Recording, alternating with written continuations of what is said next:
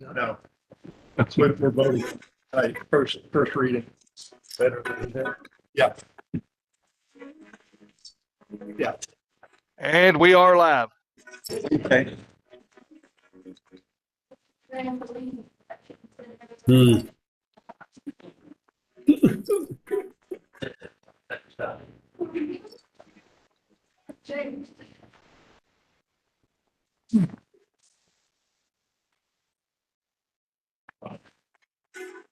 Hey, David. We'll start on time, but we still got 3 minutes to go.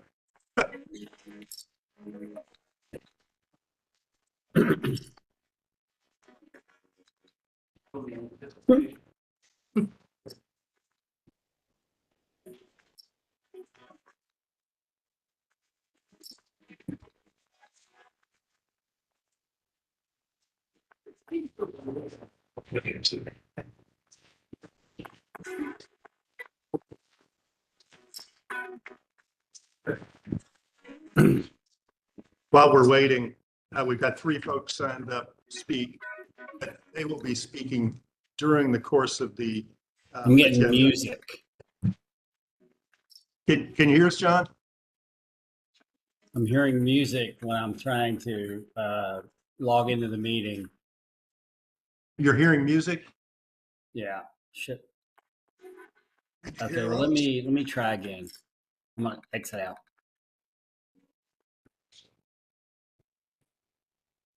So anyway, Paul, you'll be during the course of the agenda. That's when you'll be talking, and same with Lee and David Ratterman, who's here.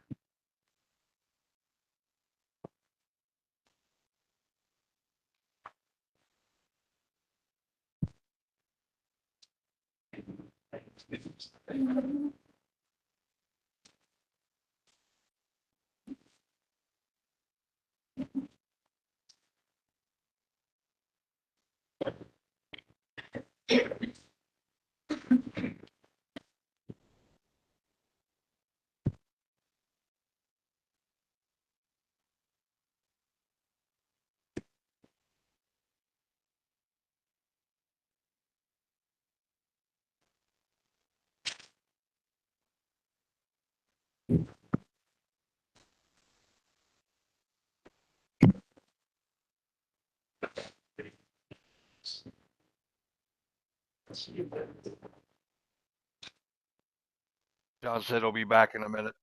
Okay. We'll give him a minute.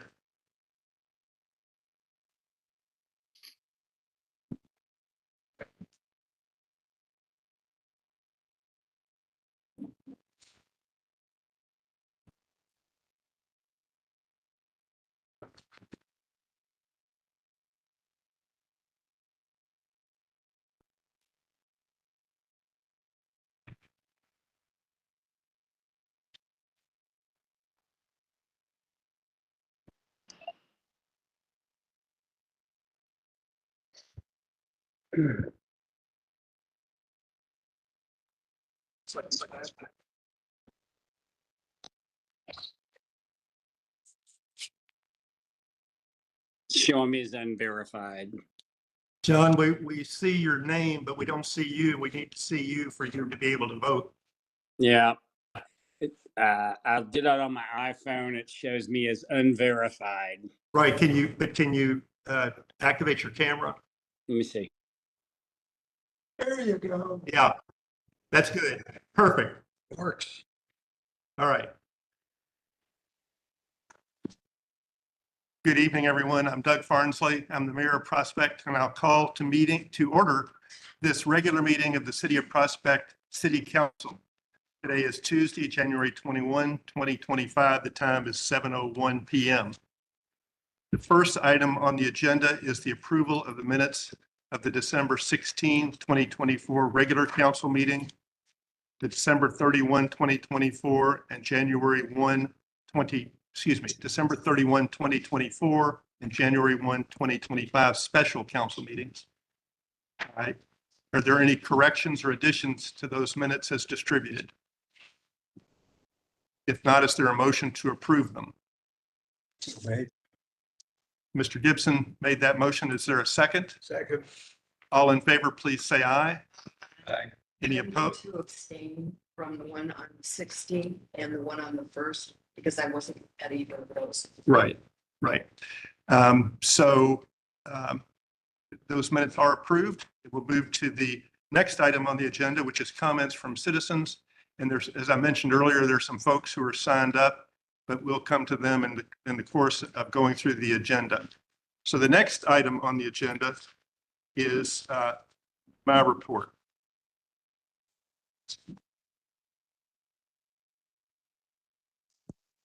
Thanks. Would you like?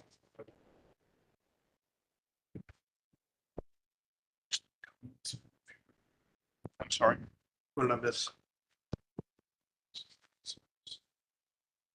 Comments from citizens. We don't have anybody signed up. Oh, we haven't signed up, but they're during the course of the meeting. So I extend again a warm welcome to everyone. This evening, our friend Herb Schulhafer will be receiving the Beach Craig Mile Award. We welcome Herb to this meeting. And I also extend a warm welcome to Herb's close friends, David Ratterman and Lois Lewis, who are seated over here behind Herb.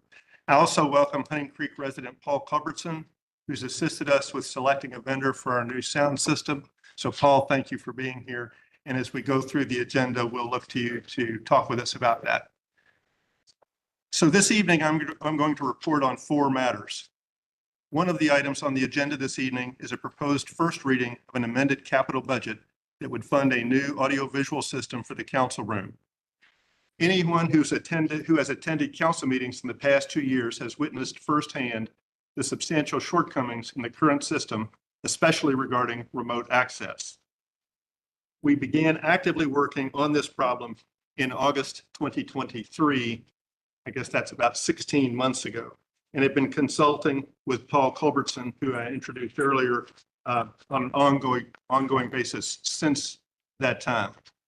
Paul is retired from Kentucky's Administrative Office of the Courts, where he was in charge of the sound systems and remote access in the courts in all 120 counties, and in the Court of Appeals, and in the Kentucky Supreme Court. So he is well qualified on this topic. I should note that Paul is working for the city on this project on a pro bono basis, and he has no financial stake in the decision we are asking the council to consider. We had hopes that we could fix what we have. However, the more we investigated the issue, the more we realized that we need a new system. The vendor recommended by Paul and that we have selected is Integrated Systems Support Group. Integrated Systems handles this type of work for Louisville's Metro Council and for the state's court system. The company enjoys an outstanding reputation. Because Integrated Systems has a state contract, we are not required to put this project out to bid. We have looked at pricing from other vendors on other systems, and those prices would have been comparable to what Integrated Systems has proposed. When we reach this item on the agenda, I've asked Paul to talk about the system we currently have and about the system we propose to purchase. The second item I will address is the city's response to 3 snowfalls we've had over the past 16 days. Greenscapes and our police officers have managed those events in their usual highly professional manner.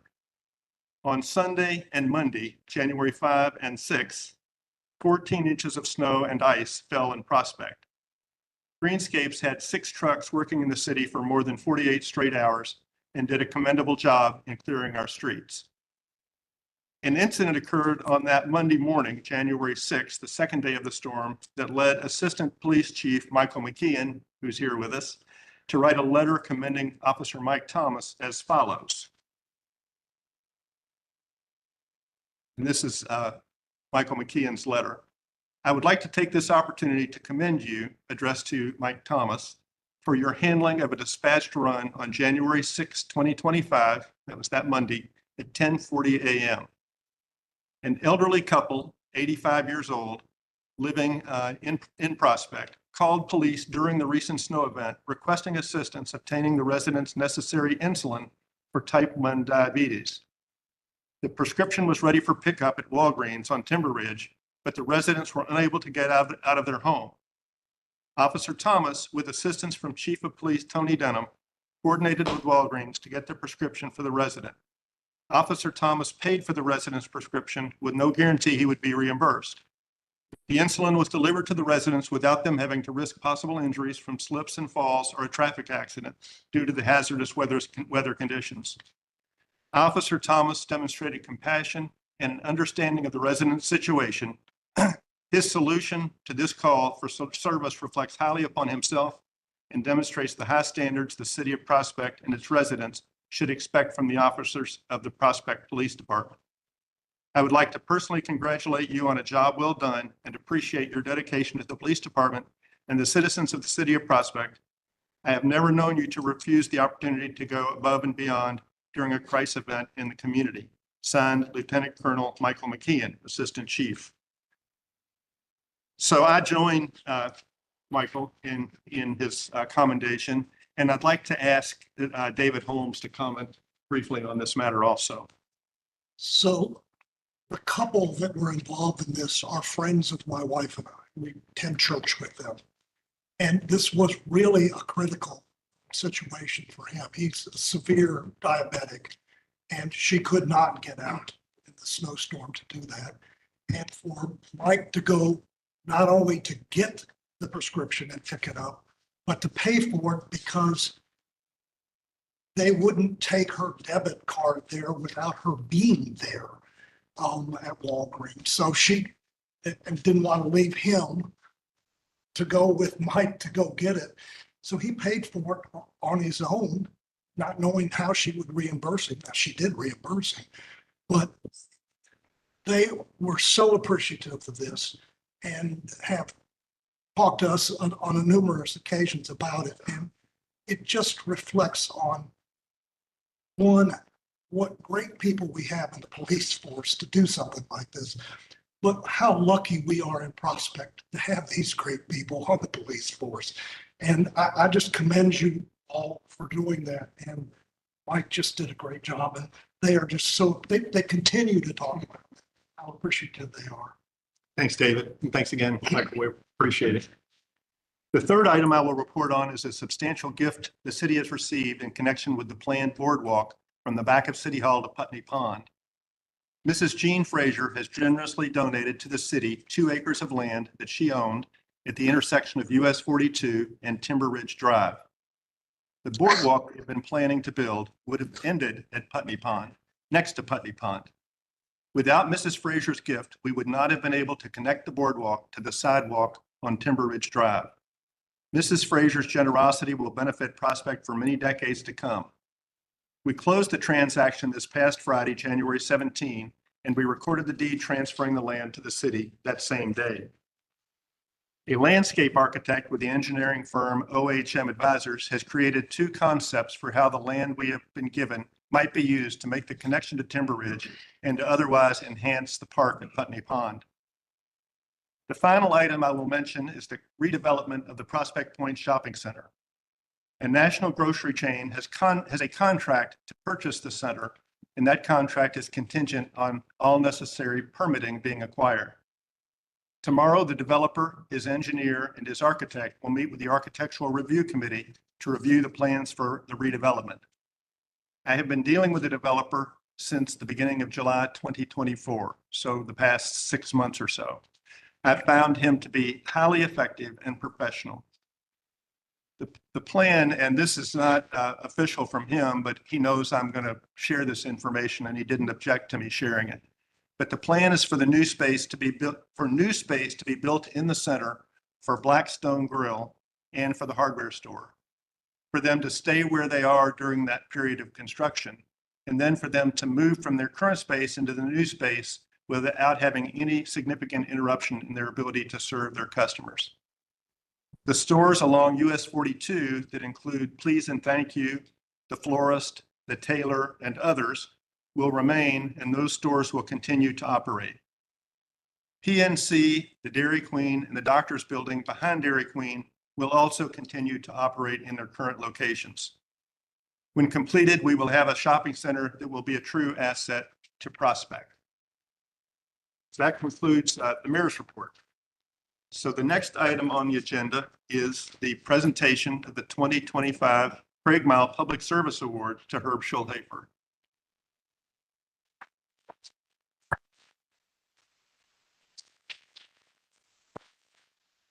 So I'm going to read the top of this plaque, which is full. It's so full, we've got a second plaque that's got Herb's name already on it. So he's in good I'll tell you, I won't read all the names. Ron was afraid I'd read all these names to you. But it is a who's who of the distinguished citizens of Prospect over the years since 1990. This award was established in 1990 to recognize outstanding public service commitments to the city of Prospect, Kentucky. Named in honor of Beach Craigmile for his service as citizen, mayor, and council member through many tireless years of dedication to Prospect before, during, and after Prospect's incorporation in 1974. So Herb, congratulations to you. I've got a few of your friends here who are going to speak on your behalf, and we may even give you a chance for a rebuttal when they've completed their comment. But first, I'd like to ask former Mayor John Evans to speak.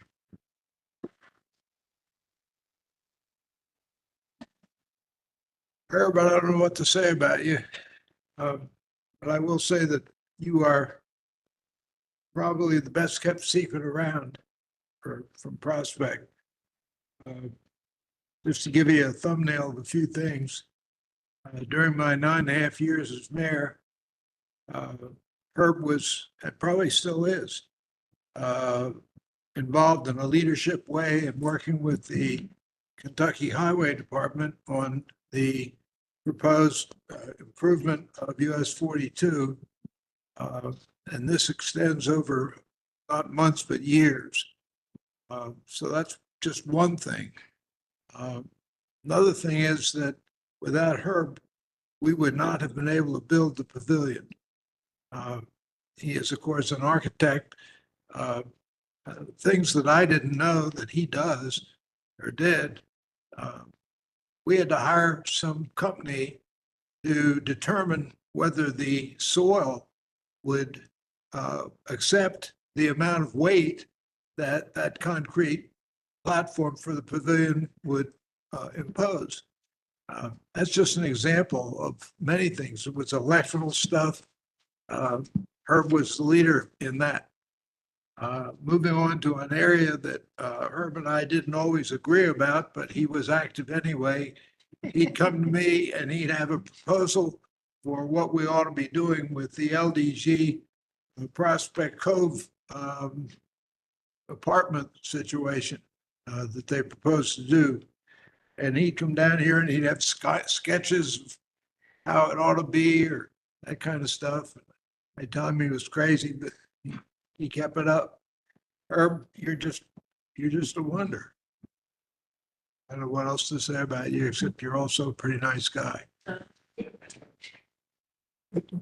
John, would you speak a little bit about Beach Craigmile also? You've done that before, and I think it'd be helpful for people to hear that. Yeah, if I can ever get Ron Cundiff moving, I've got a book that I've written about 6-8 months ago that's on his desk waiting to be published. And in it, I talk about every mayor that we've ever had, including Beach. Beach was our second mayor when Tommy Fow tragically died of cancer in 1950, the spring of 58. Beach came along. Beach became our mayor. 78, 78. 1978. What'd I say? You said 58. Well, you know.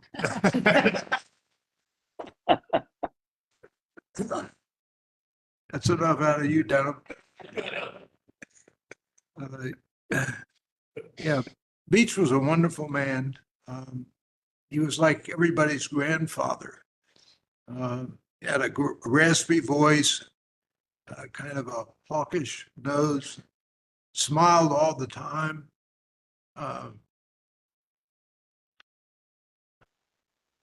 What can I say about him? He's just a great guy. He had one flaw as mayor And that is that he wasn't indecisive. It just took him forever to make one. And he would turn it over and over. When we bought the sewer plants, the sewer system from Hunting Creek Sanitation Company back in, is it 99? Correct me on my dates again here, Doug. We bought it during Beach's term, and he was mayor from 78 until sometime in 81. The council unanimously voted to pass a bond issue for $200,000 to buy this whole plant, this whole system. And Beach kept calling meetings to consider whether we ought to buy the plant, the system. And we'd vote yes, then we'd have another meeting. He couldn't bring himself to do it. And we finally had to appoint one of the council members to have the authority to sign for the city because we couldn't get Beach to do it. So that was one thing. He also, the council will enjoy this. He wanted to have the meetings in those days, the council meetings lasted until about midnight. And he wanted to have 2 a month. We refused to do that. He also, and it may be one of the reasons that he finally resigned, he worried a lot. And if there was a drain somewhere that was clogged up, he'd go out himself in the middle of the night to clear it. He was very hands-on and very active and had terribly long meetings. What else do you want to? One additional project that Herb helped us with was the service project manager on the new pedestrian bridge, stream crossing bridge in Hunting Creek Park, just in Harris Creek Park, just as he did with the pavilion in Little Hunting Creek Park. I didn't know about that. Yeah, he did that also. So Did he do okay? He did pretty well. Did pretty well. So I'm going to ask Linda Knox if you would speak up for a moment.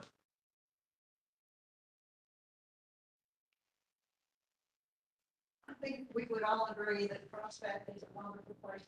And I think one of the elements that makes it so special is the volunteer community that we have and all the people that step up and want to make it kind of what it is. I feel fortunate. This is the second time I've been able to recognize somebody that's been special to me with Lee Tucci, not all that long ago. He's done for the city. He's one of us Sandy. But today we're going to talk about. And I would like to begin with that I sort of knew her before I knew her. In my corporate days, she was a sharp young product manager who joined the company. Local office was fairly small, so we got to know each other pretty well, the interests, the families, the pet, all those sorts of things. So, manager year, her mother was getting married. She really liked the gentleman.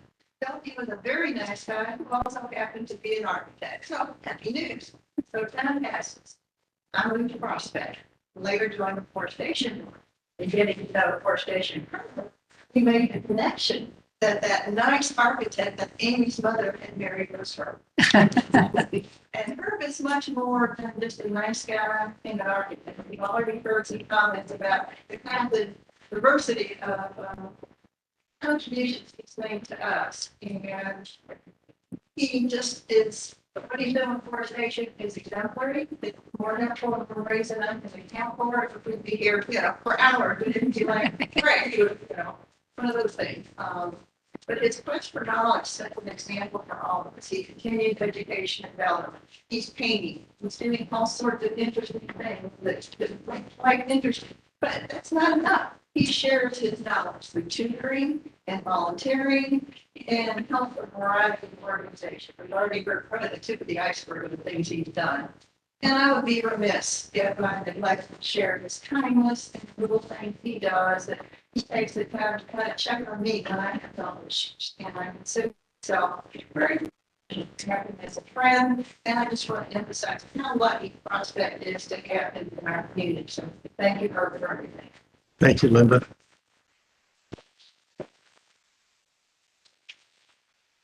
Lee Tucci, would you like to say a few words? You all make me nervous when you get up with these big books.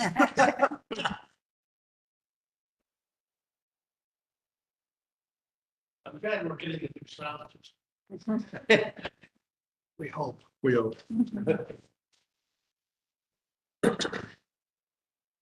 I met her about 4 years ago.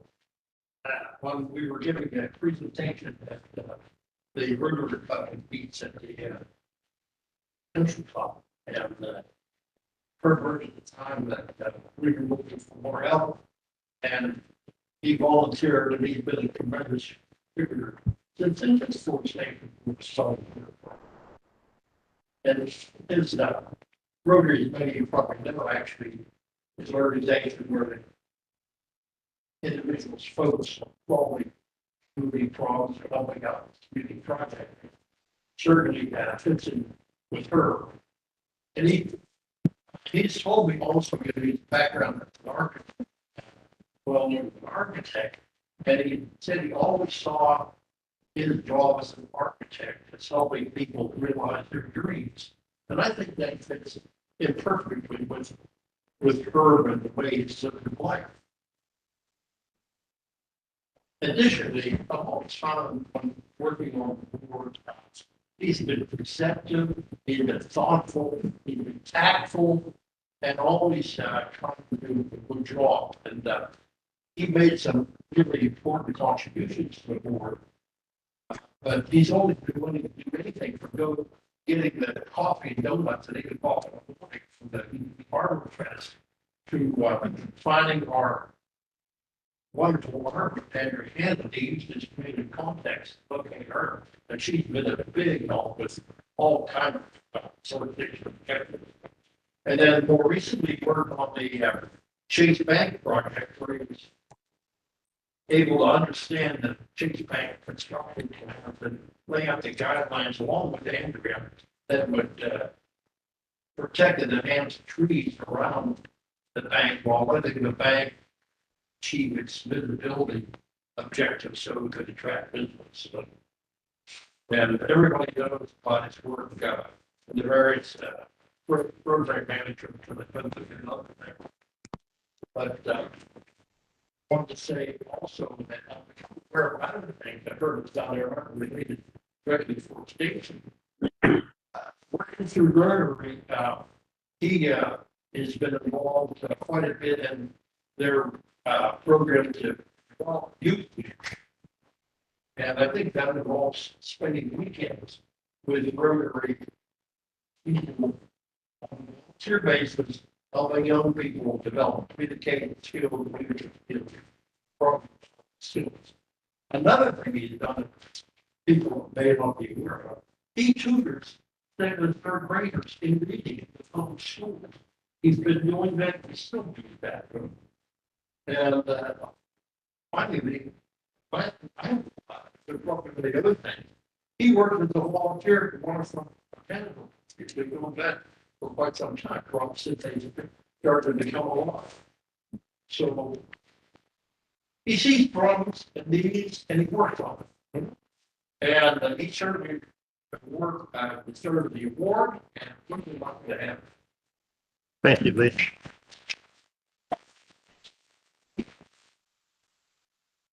David Ratterman, you would step up. And we go back a long way. And David, I'm going to ask you to straighten up that microphone. There you go. Well, yeah, it's actually for the remote folks. Okay. Mr. Mayor, Mr. City Attorney, Mr. Clark, ladies and gentlemen, council, chief, deputy chief, ladies and gentlemen, this is where we get down to the nitty-gritty. Similar in many ways to some attorneys, some architects have a reputation for being flamboyant, being arrogant, being statistical, and often impossible to deal with. Generally, the more talented the architect, the more pronounced are these traits. Herb Schulhafer may be the most talented architect in Kentucky. I say that very sincerely, and many of you may not know. But Herb has none of these traits. In fact, it's impossible, as the other speakers have said, to find a complete biography that sets out all of Herb's professional accomplishments and public service. Herb has always been self-effacing and humble. Herb's works speak much louder than words. I'm privileged to say that Herb's been my friend for 50 years. In fact, at the darkest point in my life, I needed a friend most. Herb was there for me. I've been closer to Herb than any person in my life, other than my spouse and some members of my family. And I prefer Herb's company to that of some others. Yet I can't paint a complete picture of her because Herb is so darn humble about his accomplishments. But here's what I can make. Herb's peers, the other architects across Kentucky, have chosen her to chair the state architectural societies, the groups, the gatherings, the societies of architects that make their profession go, that give life to their profession. On a local level, some of the items that go unnoticed by the general public. Herb has produced some of the most architecturally significant work in our community. His peers, the other architects in Kentucky, have honored her with multiple local, state, and national design awards. There is also historic preservation. There is no greater advocate, no more knowledgeable professional, and no more active volunteer in the cause of historic preservation than Herb Schulhage. Nor is there more active community volunteer. Again, I can't name all of Herb's activities, but here are a few.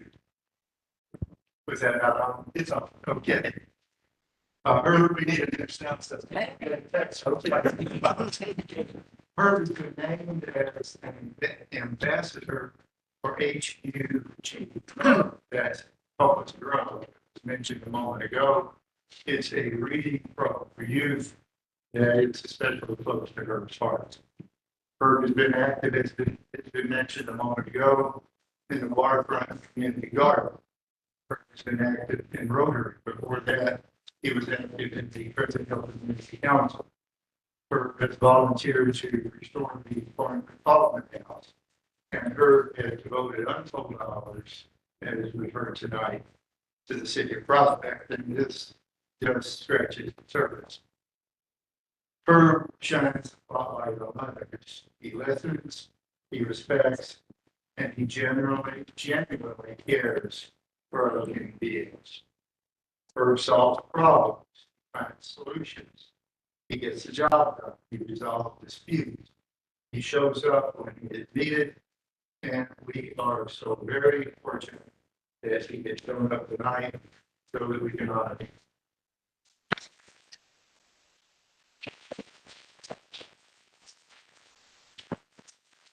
Herb, you need to step up. And I tell you what, if you'll pull the mic out of the stand and hold it close to your mouth, that might improve the situation.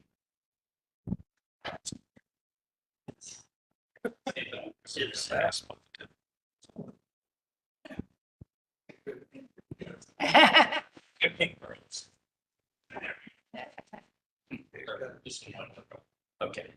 Pull it out, Frank.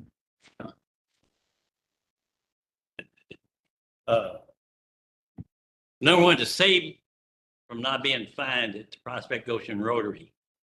I've learned a lot. The Prospect Goshen Rotary, Larry, service above self is what our motto is. So number one, I'm a number 4 kid in the big family, and the first 3 were right there together. So I was taught pretty early, your talk is not really valuable. So I'm not going to talk real long, but I really appreciate the people that talk to dear friends of mine. And I guess the thing about how lucky, I heard David talking about how lucky to live in Prospect. But there's more luck, but the leadership of Mayor Evans and Mayor Forrestley and the councils to have opportunities. I really like being involved in good projects. I really do like not just paper stuff, but where it becomes real. We did the paper stuff at architectural school, you know. So they wanted to make Prospect better, and I happened to, they trusted me to be involved, and I've enjoyed every bit of it. You know, I can't think of a better place to live. I've lived in nice neighborhoods, but this is the best neighborhood I've lived in, and any way I can help, it just comes easy to try to help. So I appreciate the award, and I appreciate, you know, all the people I've worked with on these things. It wasn't me. It took a team like it does in the architectural world. So, but thank you. Thanks, sir.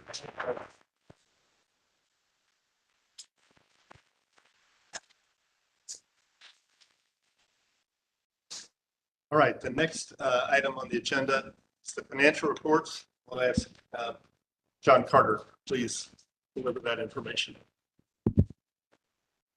So we're at the middle of the year. I'm reporting 6 months into the fiscal year for December. Starting with cash on hand, most of it was in our investments. Last month, of course, John Clark will speak more to our investments later this evening, but I'll just summarize that we have roughly 4.2 million in the investments, and the checking was drawn down to about 14,000. So there's total cash on hand of 4.2. Of that, there's 2.6 unrestricted. Last month, let's see, we brought in at this point about 76% of our revenue for the year, and we've spent right around 49% of budgeted expenditures. The restricted road days currently stands at $190,000, and our capital project fund currently has a balance of roughly $125,000. I will, this is sort of in advance, you know, we did have a lot of snow removal. Just to speak to some items where we've probably blown out the budget. Snow removal, we had 60,000 budgeted. We currently to date have spent just under 116,000. And that's pretty much a summary. I'll be happy to answer any questions. Any questions for John? That snow removal expense, road age. If we choose to, we can, but we have not so far. That's the mayor's call. We'll probably do that. All right. Any other questions for John? Thank you, John, for your report, for good work. Commission and board reports, the Ethics Commission, John Embry. Okay, and John, if you'll pick up the mic that's there and hold it in front of your mouth, we might do a little better. Okay, No, let's just try that. Okay. I can be allowed. It's that time of the year. The ethics financial disclosure forms are out. I think I'm expecting around 33 forms right now. As of tonight, I have about 17. They are due March 3rd, the first business day in March. That's really only 28 business days away. So for those of you who haven't filled it out, turned it in, I think most of you, say everybody has. Please get about it now. For information, for those who are seeing this thing for the first time, we generally hold these things in confidence. We review them only to make sure they are complete, that there's nothing glaring about it. But every section deserves an answer. That may be not applicable or an NA, but when I get a form where they give me a home address, but they don't fill out personal property form, or that they work somewhere and they put the name of the company they work for on page 2, but they haven't given us the detail, including spouses and things like that, other people that are related. The form is incomplete. I don't care if they've checked NA or not. I need to know what it's about. We keep it, as I said, we keep it confidential. But it is subject to open records. So just for your information, please get your form in.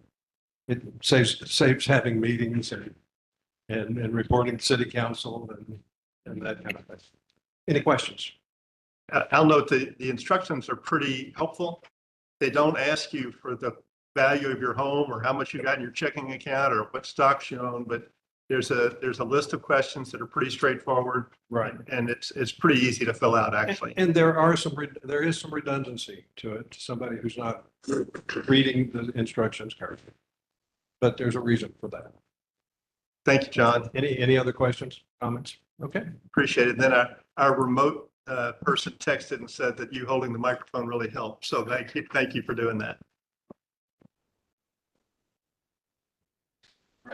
All right. Next item on the agenda is Forestation Board. Linda?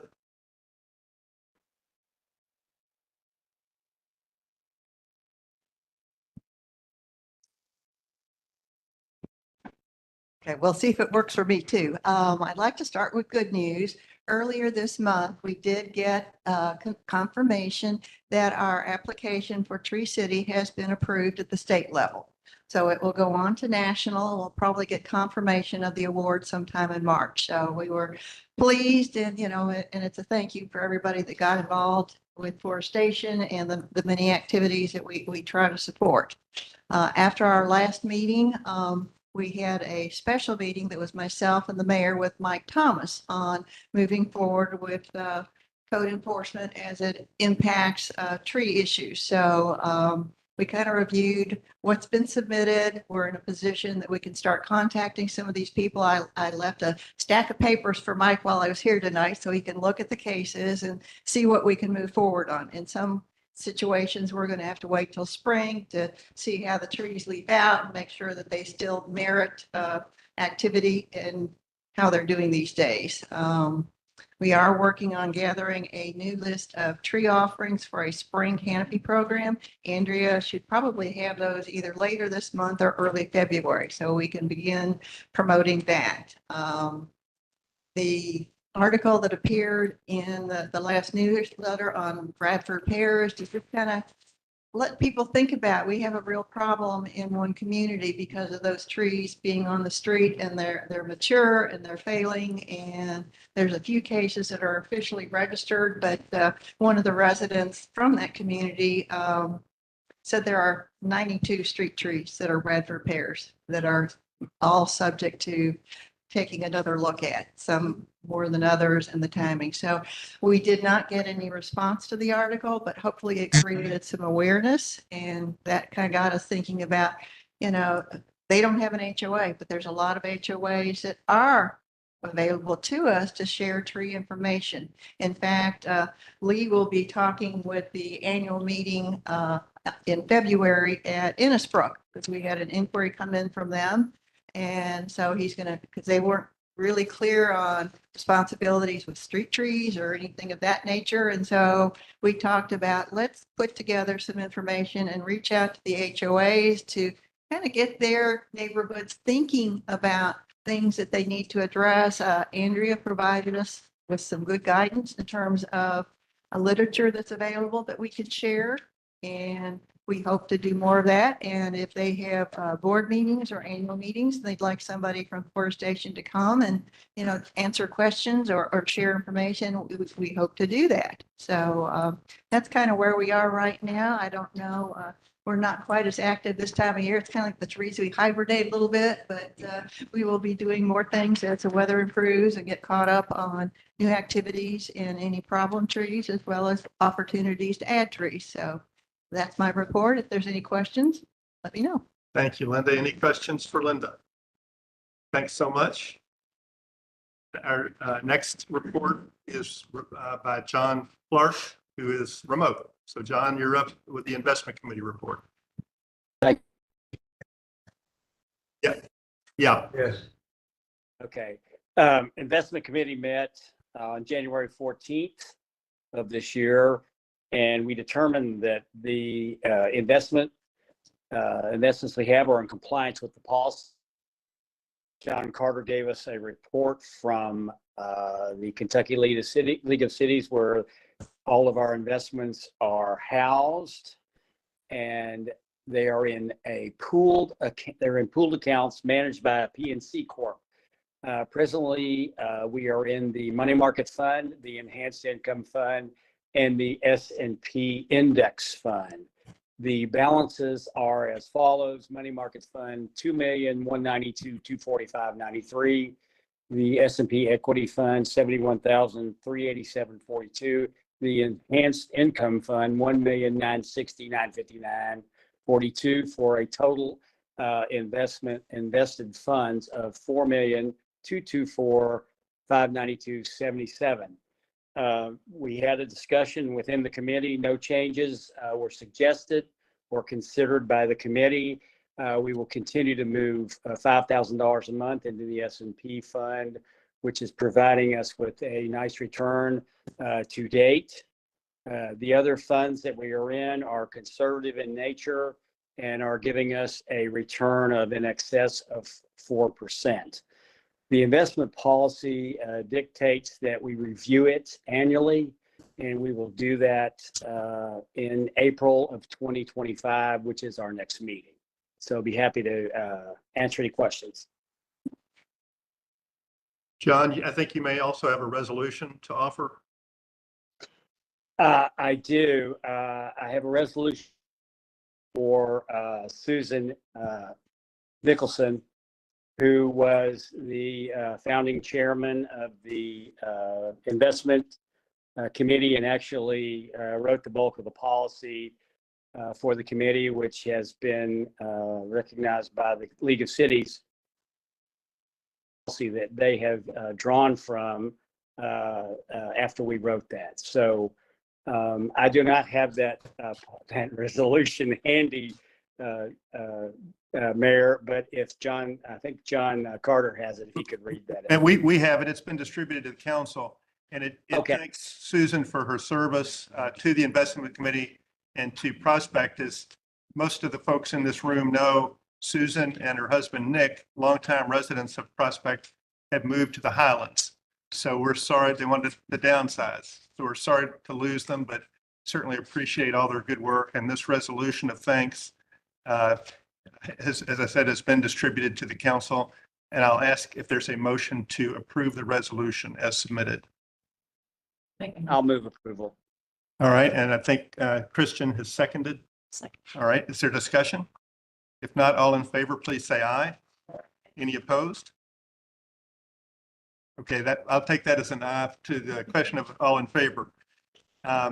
So we will certainly communicate that to Susan and thank her again for all her service. Any other questions for John? I'll mention that all the investments are made pursuant to statute and to our investment policy. So we're not just making this up. We're following the rules pretty closely, very closely. So thank you, John, for your service and the service of all the other folks on the investment committee. Next is a report about the Jefferson County League of Cities. We're in a point of transition. Don Gibson has served as our point of contact with the League of Cities for several years.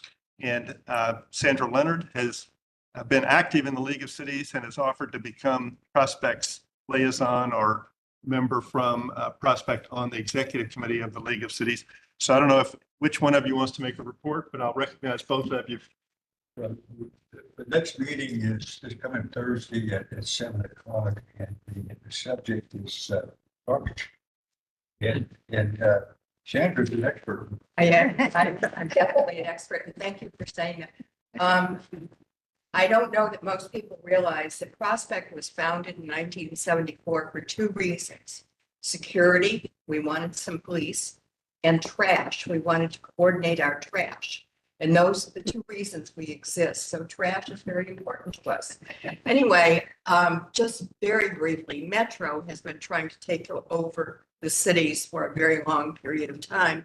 And in the trash department, they tried about 5 years ago. And what ended up happening was there were laws proposed in Frankfurt, and they had to include, instead of doing things quietly with no one knowing what was going on, and then telling us the fait accompli, which is what they would have taken over trash for all of Jefferson County. We would have had no option of making our own decisions. Now, there are people on committees about trash, and that's why I know a lot about trash. And the person talking at the next meeting is really very knowledgeable. The PowerPoint he's doing is excellent. I helped him put it together. And the truth is that trash, recycling, yard waste, all of that is a very significant component of all municipal governments. So I would strongly advise anybody who's interested in knowing more about the underbelly of the world to come to the meeting on Thursday night.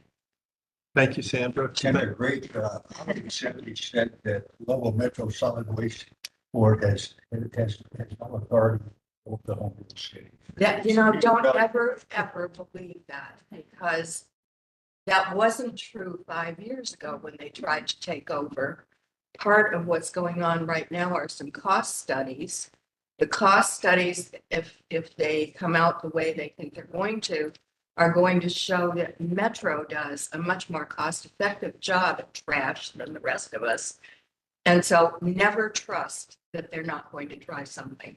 Because one of the things they could do, for example, if they took over, they could end up creating a situation where some of the people who now provide services would go out of business. Yeah. And so even if they didn't touch us, we could be touched. Thank you again, Sandra and Don, for your service to the city and to the League of Cities. Parks and Recreation Advisory Committee, I think Linda is watching but not participating.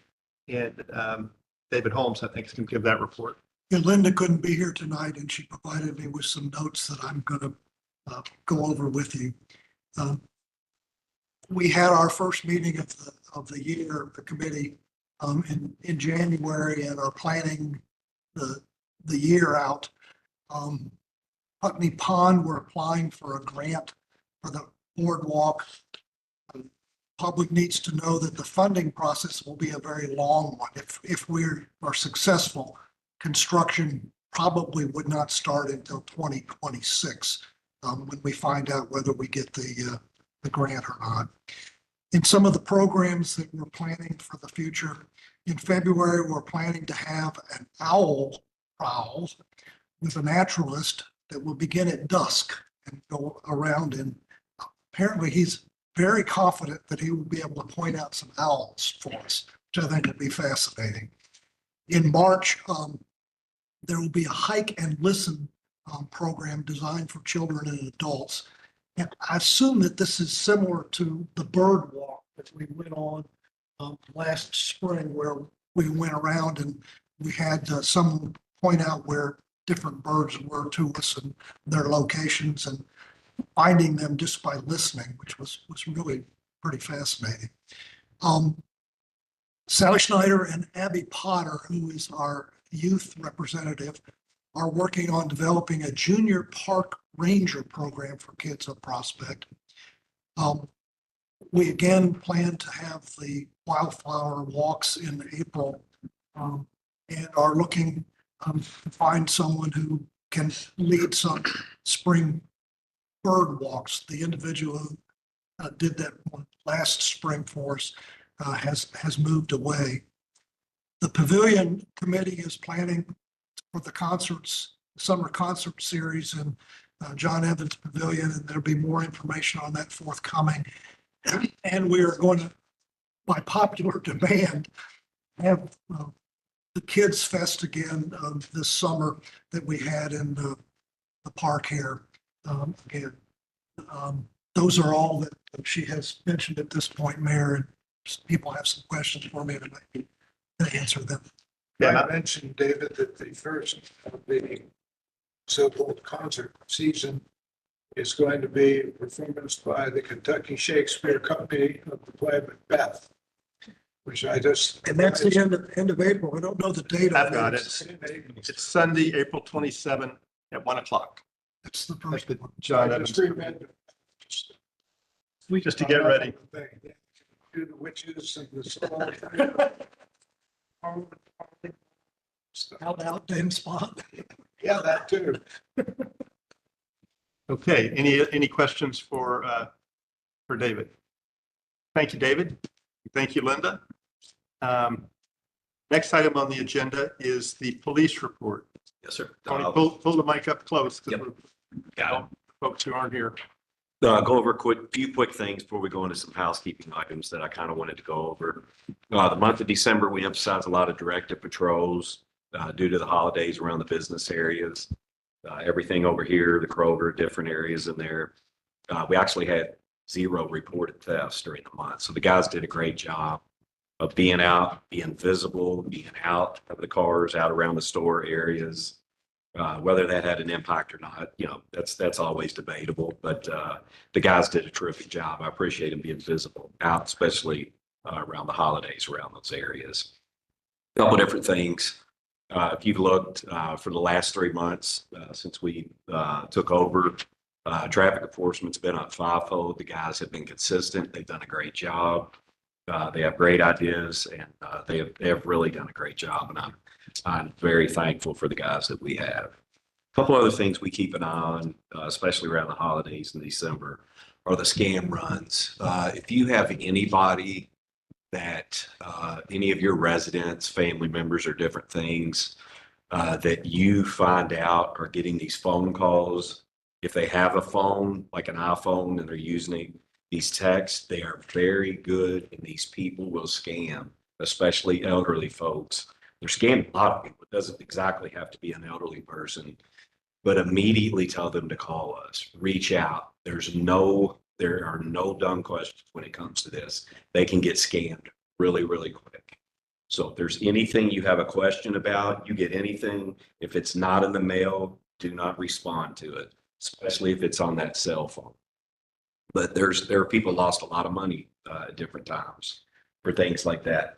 If somebody wants you, if you owe someone something, they'll get a hold of you through the mail. And that's how that usually works. But if there's anything, any of the residents, if you ever have a question, you pick up the phone and call us, because they can always wait. And a lot of times they are scams, and they become very good at recording voices as of late and doing things like that. Because I believe we had it happen upstairs to us. And I hung up after I'd answered the phone, because I think they were trying to get one of our voices on tape to be able to call back to residents. And I think you were in the office in there when I hung up on that, because I thought that's what it was. But that's just a couple of different things that kind of go on that. A couple different housekeeping items that I kind of just wanted to go over. The Snyder and 42 and Greenscapes did a terrific job. You're exactly right. They did great during that time. Snyder and 42, if you were out and you were up around the Snyder, probably the first 3 days from Sunday on from that storm, you noticed the disaster that occurred there at the intersection. Lieutenant Colonel McKeon did a terrific job. He talked about it because we had went all over the city looking at different spots to make sure everybody could move around. We could get emergency vehicles wherever we needed to. But it turned into a real issue up there of the sensors being covered up. And we couldn't figure it. It was a disaster of an intersection is basically what it was. The issue is Metro has all of 42 back up this way up there. State Highway has everything coming off. They would shove it all off. Metro would come by and shove it all back over onto there into that. So basically the turning lanes had disappeared. Coming off, there was nothing set. If you came off the Snyder, turn left going back towards Metro, you could sit for 10 minutes. You'd have to run a light. It was going to cause an accident. Michael was able to get in touch, and I will say they responded quick and did exactly what we asked them to do. Yeah, once we made it obvious we needed something done, they really did come back and do it. But we found that out. That is an issue because you have two different entities controlling the same intersection for snow removal. And if those guys are new, they have no clue what's going on. I think that's part of what happened. But it was truly a disaster and it was going to cause an accident. But I commend them probably within an hour after we spoke to the supervisor, the whole intersection. So if you see anything like that, call us and we can at least get in touch with them. I can't guarantee they're going to be right back out, but by talking to them, that resolution and probably did prevent an accident. There's no doubt in my mind. A young person at that intersection would have been in an accident. I'm almost positive. So I appreciate you for getting a hold of them and I appreciate them for being so responsive. A couple of things. Dave, thank you. I didn't know that you knew that couple. I didn't know that. Thank you for recognizing Michael. I really appreciate that. Thank you for writing the letter. When that run came in that morning, I got on the phone and called her and talked to her immediately. She was very distressed and could not get out. And the minute I had already said something to Mike about riding over there, he was already on the way. I don't have to ask these guys to do anything. They do it already. I know she was very appreciative and I told her that day, pick the phone up. I know a lot of people say that's not a police matter. Yes, it is. It's a matter for anybody to help someone else. Our officers treat people like they're their own family. And that's what Mike did that day. That's all he did. Thank you for bringing it up. You tell them to call in here anytime. They are our residents. That was a big deal. Herb, you're very deserving of that. And you're very humble. And since I came here in 2017, I don't know that I've ever been in here a full weekend. I've not seen. And I mean, you guys know that. I mean, that's true. Thank you for being an example to all of us of how to serve the residents. You truly are a good man. Thank you. We really appreciate you. One thing, talking about the League of Cities, we're going to meet with them for a strategic, some strategic plans that we're talking about. We do. It's ironic you said that because I'm going to bring it up. We have a great set of officers here right now. Since I came in here in 2017, we've had a lot of great people come through here and out here and retire and move on to different places. I think we have the best set that we've had in a long time right now. I hope we can do things to move into the future to retain them. A good example is another run. An emergency came in over in one of the residents that a lady was having an episode, sort of violent, sort of physical and different things. Officers were dispatched. Sergeant Cirillo, who's on late watch, who came in September from Metro, was able to get over there, help EMS and recognize she was having a diabetic emergency. She was, combative, different things like that. She had high blood pressure. You didn't know any of that when you walked in the door. But he has great de-escalation skills, as do all of our guys. He was able to end up convincing her by getting her to calm down to get in the ambulance because her husband is the one that called us to come out. She really had a serious medical emergency that did not look like a medical emergency on the outside. He did a terrific job of that. She was able to get in the ambulance, get to the hospital, and be taken care of. So that's just one of those things. But the future, that's what we're going to look for. The main thing is working hard to maintain the people we got. Thank you for recognizing that. Means a lot. I appreciate it. Any questions? Any questions for Tony? Yep. Any questions at all? Thank you so much. We appreciate it. Very well. We'll move into new business. The first item of new business on the agenda is Resolution 1, Series 2025. This is we've asked QK4 to help us with this resolution. It would be the City of Prospect asking the Secretary of the Department of Transportation to lower the speed limit on US 42 from a point just west of Bridgepoint. So between Gene Snyder and Bridgepoint, lower it from that point to River Road from 45 miles an hour to 35 miles an hour. And I've discussed that with Tony, discussed it with the folks at QK4. I've talked to John Clark about Sutherland. I've talked with Kent Burr, who's the HOA president in Bridgepoint, and we think this would be beneficial. The statute permits the secretary to do this in a residential area and business district. So, our speed limit's 45, which means people go 55. And the hope is that by having a speed limit of 35, we may get them down to what we've already got at 45. But I don't think it's going to hurt a bit. I think it will help. And I hope the council will approve this resolution. And I'll ask, is there a motion to approve the resolution? John Evans has made that motion. Is there a second? Second, Is there discussion? Questions. It says US Highway 42 is a state highway. My understanding is it's a federal highway. It is a federal highway managed by the state of Kentucky. Right. it's by the state. Oh, so this is just a typo. No, they have the authority. The state has the authority, been granted to them by the Yeah, feds. the federal Okay. government will not make this decision. It's the state It's the transportation state. cabinet.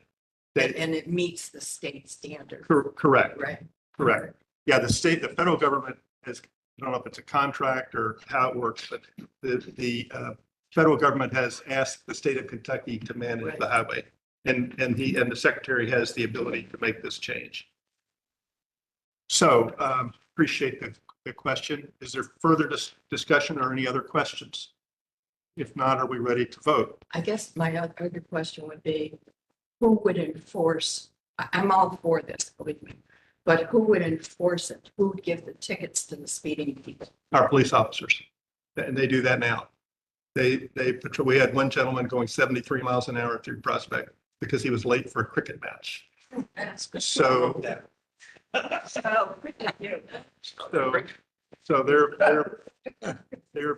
as Tony said, they're stopping more people, issuing warnings and citations where, in their judgment, that's appropriate. Yeah, it's a great excuse. But he got a ticket, I think, didn't he? Not a warning.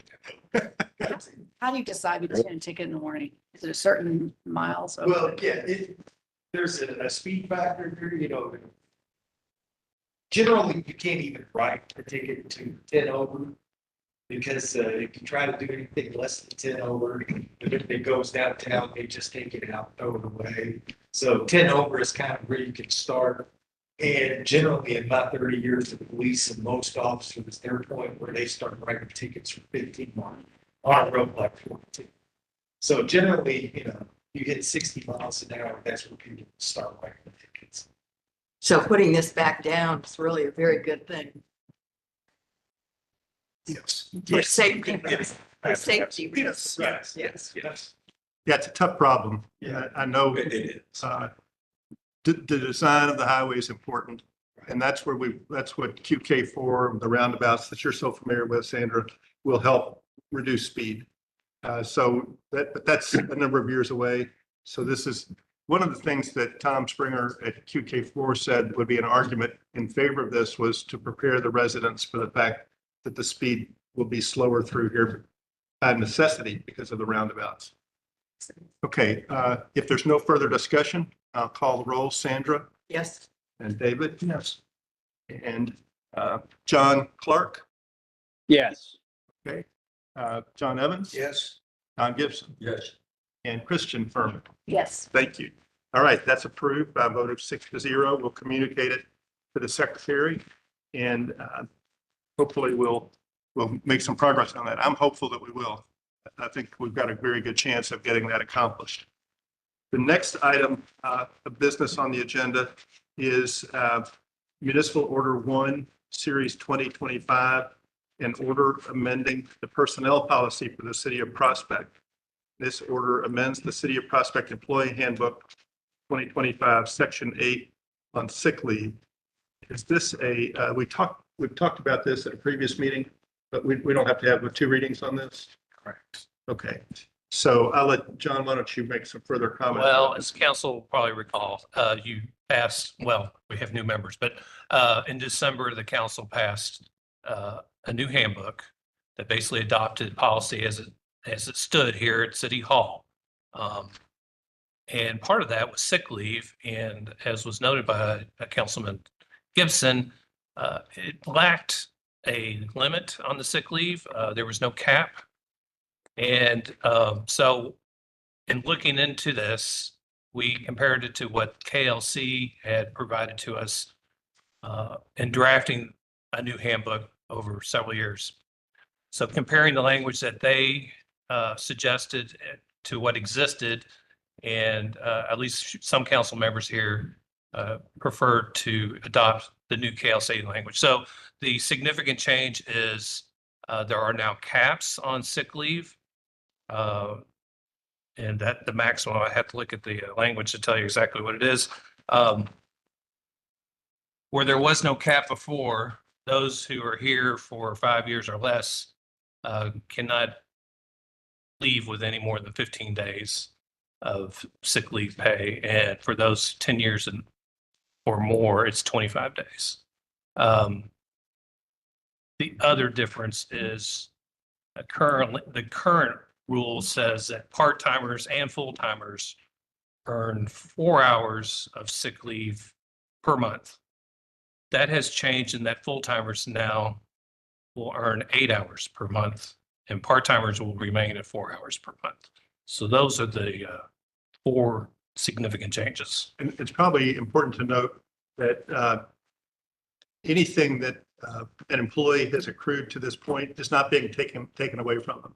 So this isn't retroactive. This is, if I'm saying that correctly, John, this is going forward would be the new policy. So, and we'll work out the specifics on that. Is there a motion to approve municipal order 1? Yes, make the motion. Don Gibson makes a motion. Is there a second? Second. David Holmes seconded. Is there discussion? I should say further discussion. We've already talked a little bit about it. If not, we'll call the roll. Christian, I'll start with you. Yes. Don Gibson. Yes. John Evans. David Holmes. Yes. John Clark. Yes. And Sandra Leonard. Yes. Okay, thank you. The next item on the agenda is a first reading of ordinance 647, series 2025, an ordinance amending the budget for the capital investment fund of the city of Prospect for the fiscal year, for the current fiscal year, the year beginning July 1, 2024 and ending June 30, 2025. And as I said in the mayor's report, this ordinance will provide the funds to purchase the system and pay for the system that would be provided by Integrated Systems Support Group. So if they'll, and I want Paul to address this, but I'll ask first if there's a motion to approve this ordinance. So move. David Holmes has made the motion. Is there a second? Second. Don Gibson has seconded the motion. Wait, you're moving to approve the ordinance? Correct. We're having a First reading. Move the motion is to approve a first reading of the ordinance. That's different. It is different. Thank you, John. Appreciate that. Paul, I'll ask you if you would step up to the lectern and provide some background on this. And if you'll pick that up and hold it close, that'll be a big help. Well, I don't have any prepared comments, but I'll be able to answer any questions. I'll go over a little bit of what we discussed, but I have to start with last week. I was driving up Deep Creek Drive, and there was a nice river going down the side there, and we were trying to figure out how to get a hold of the water company. And after about 10 minutes, I said, well, I know somebody I could call. So I called Mr. Mayor, and he knew. I said, you probably have a better contact down at the water company than I do. And so got that repaired promptly. But during that conversation, Mayor Farnsley had said, would you mind attending the meeting and answering some questions? And I said, I'd be glad to. So, so I don't have anything prepared, but what I can do is just give you a little background. I've lived here since 1991. I ran the AV department for the state, where some of you here, I'm sure, have been in front of in a courtroom and understand that our official record for the state of Kentucky is actually an audio video file of the proceedings. And we did away with court stenographers back in 1985. And so there's 463 courtrooms that are updated every 7 years with the newer technology, and also technology outgrows itself. You all have done a great job for 15 years making this work, but it's technology-wise, capacitors in the system that you don't want to turn the system on and off because those capacitors don't come back on sometimes. So I think Ron has done a great job making this thing work. But it is time to take a look at incorporating new technology. Could you give us a rough idea of what? Sure. It's as you see all the microphones are wireless microphones, which batteries in them. They're very directional. So if you do this, you're off mic. What the proposal includes is hardwiring all the microphones with the exception of the police mic, because you set that table up and it's hard to have a hardwired microphone solution there. But the technology also enables you to extend, for instance, if you wanted to have a overflow room upstairs in the library, or if you wanted to have a group actually speak back to the council from the library, if it was a situation where you ran out of room. But everything works on a Category 6 cable, which is a lot less expensive. And as you can see, everything running here is specific cable to the microphones, to the camera. The only camera that you have right now is working off of the laptop. There'll be a camera that's mounted up. It's called a pan tilt zoom camera. So if a situation occurs where maybe Mayor Farnsley wants to speak specifically to the remote group, but you don't need a whole view of the council table, you can zoom in and accommodate that kind of request. Obviously, the audio is going to change a little bit. You may notice if you're a remote user, when the audio is coming out of the TV, it has a tendency to feed back into the microphone, which causes an audio loop and feedback. So the system also has the ability to have a automatic adjustment. You may have been in a courtroom where you hear it start to feed back, and all of a sudden it shuts it down. So this system has that all incorporated in DSPs, which are digital signal processors. And it also allows, as Ron said, mics are going to go hot. There's nothing more dangerous than hot mics when nobody knows they're hot. So you can incorporate features that you can mute all the mics until you're ready to speak to the remote constituents. I'm a little shaky here because I'm so cold. But everything is incorporated within the same chamber box there. But all the new technology is available with regard to this. Will there be video of that, of where you're speaking? Because like right now, you can't see the person speaking. Yes, the video will be for you all on that back monitor. And then there's also going to be another set of speakers up here to support you all, because again, if you have the audio coming from the back, it feeds back into the mic. So you want to have a directional feed for you all so that you can hear the remote people. I think you're referring to a camera, right? There will also be a camera for the lectern. Okay. Yeah, because when you're watching Yeah, you from can't. at home, there's just, yeah, all you can really see is what's out there. Correct. Yeah. So I'll mention again, Paul and I met in August of 2023, and we started within a day or two looking at the system, talking about our options. And of course, I'm trying to figure out, well, how do we just fix what we've got? And his recommendation was that's not going to solve your problem. So that that it took me 6 months or so to figure out that he was probably right, because we kept trying to fix what we had, and we reconnected, and we've marched down this road. This outfit, these folks have been out here, Integrated Systems have been out here 2 or 3 times already, and are actually scheduled to come back tomorrow. So I'm confident we've got the right group. There is a state contract in place, so there is a discount. We're going to save a little money over what we would have paid if we just contracted with them apart from that state contract. But we've also looked at other options in the market, and to a layperson, and with the good advice we've gotten, it seems pretty obvious to me that this is the outfit that we want to go with.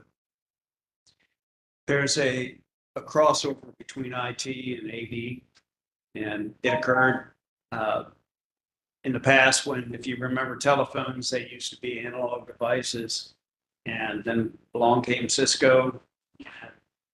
There was a lot of merger heartache between the IT version of the telephone and IT's computers and that type of technology. And it's taken a long time for people to be able to understand the AV world, and they really don't yet.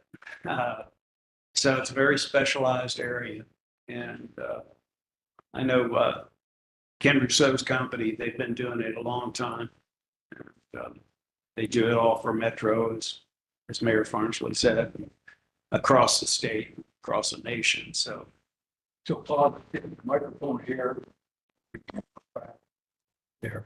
yes, we will try to reuse these 2 speakers here, but it really depends once it's installed whether they can accommodate. So we do have 2 more speakers that may have to replace those. But we're going to try to work with these, see if they'll do the job. How much are we talking about? How much is the speaker? I don't have that quote in front of me, Sandra. I'm Roughly. sorry. Just But that a rough guess. It's, I don't even have a rough guess on it. It's fairly inconsequential, but And that one is. But she was just asking about a Oh, speaker. no, one speaker, because I'm Oh, thinking, one speaker. we ought to just tell you to go ahead and do it. Yeah. Yeah. So, and the role I played is basically doing an overall. So I didn't quote the system. That's, again, not what I do, but. I understand. Thank you. So. Is there I further can- discussion or further questions for Paul? Sometimes we will come in and give us presentation. Back in the 70s, we used flip charts, and then in the 80s, we went to view graphs. We have nothing here. If someone has material, is there a way that they'll be able to show it on the screen or show it to everyone? It is, and we had discussed that as far as what's that, something that you all needed. And just seeing it so much in the courtrooms, I recommended, but again, the cost is fairly inconsequential. Say you bring a computer in, you plug it in. And this system, just to give you a short history lesson, we only supported the Windows operating system in the courtrooms. We did not support Apple. So many attorneys would bring an Apple in, and it was just, if they could make it work, that was fine, but we just couldn't support multi-systems. This, what is being proposed, will support Apple operating systems, support Windows, Chrome, Chromebooks. So you don't really have to have a lot of knowledge just to plug it up and have it operate correctly for you.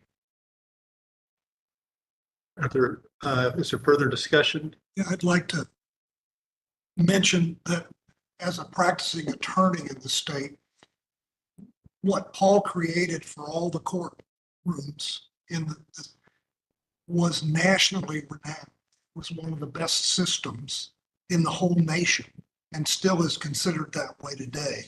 So we're getting advice for free from somebody who really knows what needs to be done here.